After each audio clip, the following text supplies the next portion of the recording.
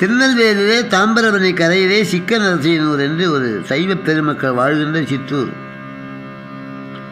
அங்கே நயனாப்பிள்ளையுடைய வீட்டிலே சுவாமிகள் மேல் மாடியிலே தங்கியிருந்தார். சுவாமிகள் பகல் 12 மணிக்கு ஒரு வேளை தான் உண்பார்.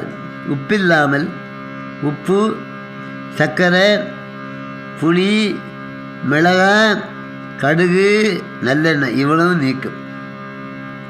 இந்த பகல் 12 மணிக்கு உப்பில்லாத கஞ்சி, அது உப்பில்லாத பொங்கல், இதைத்தான் உண்பார். 11:45 உண்ண மாட்டார்கள், 12:15 உண்ண மாட்டார். பகல் 12 மணி. சுவாமிகள் மேல் மாடியிலே எப்போதும் நிஷ்டையிலே இருப்பார். சுவாமி தூங்கி யாரும் பார்த்ததில்லை. அந்த பரமானந்த நிலையிலேயே திளைக்கின்றவர்.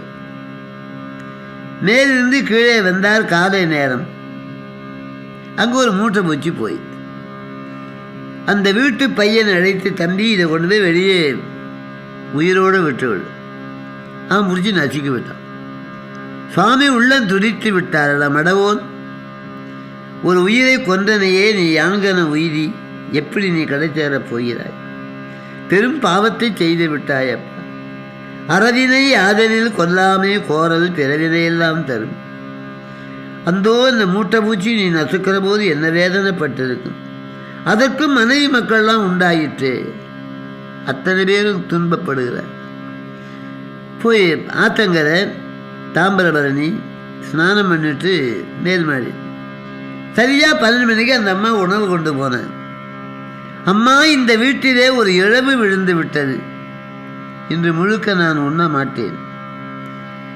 அந்த அம்மா ஒன்றும் புரிய. இழவா சுவாமி, என்ன சொல்லுகிறீர்கள்? அம்மா, ஒரு இழவு விழு. என்ன சுவாமி? இந்த மூடன் மூட்டை பூச்சி நசுக்கி விட்டான். மூட்டை பூச்சியும் உயிர் தானே அம்மா. ஆன உடம்பிலையும் பூனை உடம்பிலையும் ஒரு உயிர் தானே இருக்குது. ஒரு இறந்து போனால் இந்த வீட்டில் சாப்பிட்ற வழக்கம் கிடையாது. இன்றைக்கி மூட்டை பூச்சி இந்த வீட்டில் இறந்து போனதுனால இன்று முழுக்க ஆகாரம் பண்ண மாட்டேன். மாலையிலே ஜபதம் பண்ணி ஒரு சிறிது பால் குடிக்க.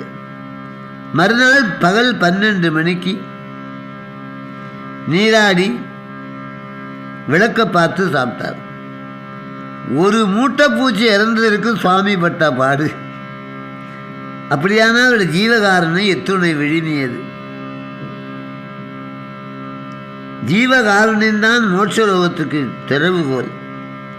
ஆண்டவனை உபாசிக்கின்றவர்கள் எல்லா உயிரையும் மண்ணுயிரையும் தன்னுயிராக எண்ண வேண்டும். கருவாழ் நையுற இறங்காது உயிருடம்பை கடிந்துண்ணும் கருத்தனேன் எம் குருவானை எமது சிவ கொழுந்தானை ஞானி என கூறனாதே. வள்ளலார் பார்.